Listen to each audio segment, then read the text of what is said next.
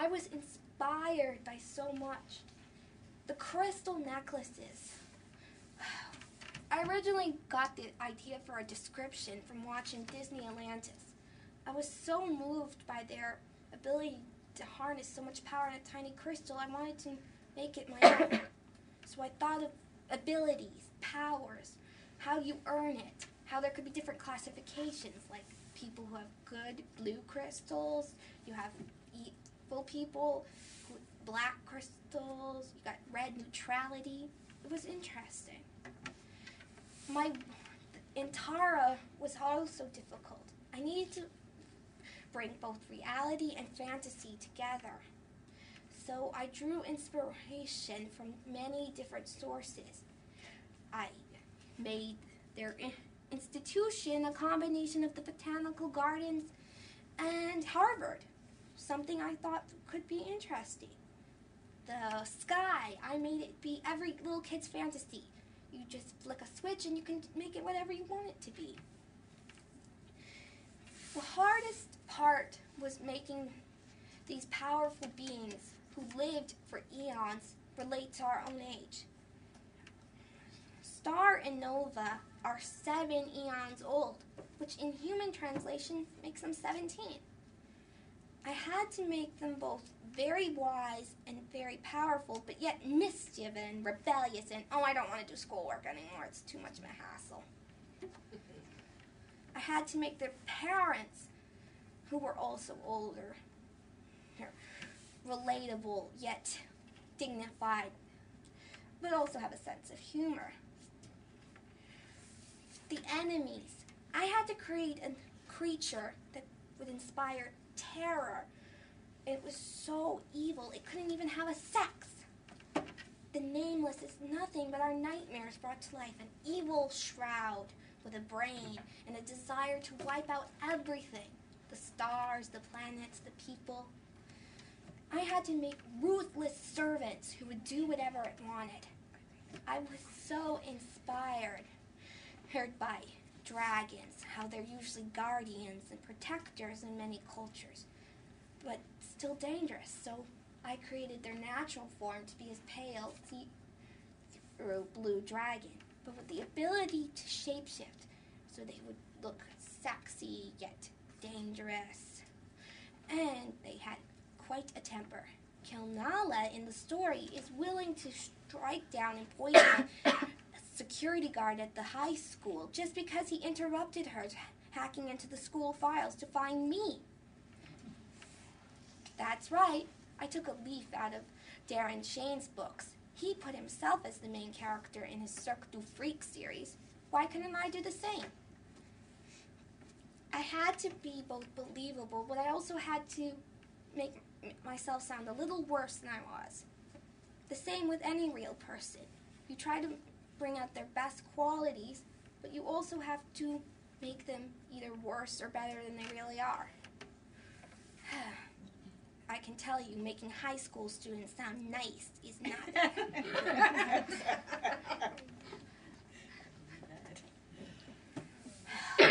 I then had to draw on each chapter to move the story along. I might have been a little bit fast-paced, jumping through days, but I had to have that sense of urgency, that time was running out, that all of the multiverses was doomed if they could not get this new shield up, that they could not contain the Nameless. And then when all heck broke loose, I needed a way to gather people, to make them go on an impossible journey to fight back. I had to do a lot of stuff, and it was difficult, and it's still difficult. Every day I have to work with these stories. I have to write fanfics to keep my writing up to par, and I have to meet people's standards. I'm working on a sequel right now to this book. I have to show change, that time has passed and these people have either matured or gotten worse, or there is a new evil that's more deadly than what I already wrote. It's important to be flexible and be ready to do change. The sequel is called The Healing of the Hearts. Now, I'm going to write I've written that 3 years have passed because it's been 3 years since I first wrote that. I'm going to be joining Star and Nova on a new journey. We have to go to a different world. And we have to find someone who can help us. Because there is a new evil, far more deadly than the Kilganas or the Nameless. This creature called the Kilforma wants to destroy the celestial gods. If that happens, no more entities. No more entities, no more people. No more people, multiverse is doomed. I'd like your opinions and ideas about what you think I should do. I already have a couple characters in mind. The new protagonist is a girl named Angela Thorne. She's half human, half angel. Does anybody else have some ideas they'd like to share? Like, what kind of entities would you like to see? I think what everybody needs to do is once they've read your Battle for the Stars, then you understand this. This is a very creative young woman we've got here among us. She's created, I mean, very similarly to any kind of fantasy. You have to create a whole different universe, a whole different setting, a whole different way of thinking in order to get into that kind of a setting, that kind of the personalities. They have to be believable, and there's nothing that you can take for granted, because otherwise you're going to lose your audience. And Callie has been really successful with that. She started writing this book when she was junior in high school, senior in high school is when she really hit it. Every other day she'd come in, Mrs. Johnson, will you critique this? Will you go over this? And it was all done on notebook paper. She didn't do it. It wasn't. None of it was done on the computer.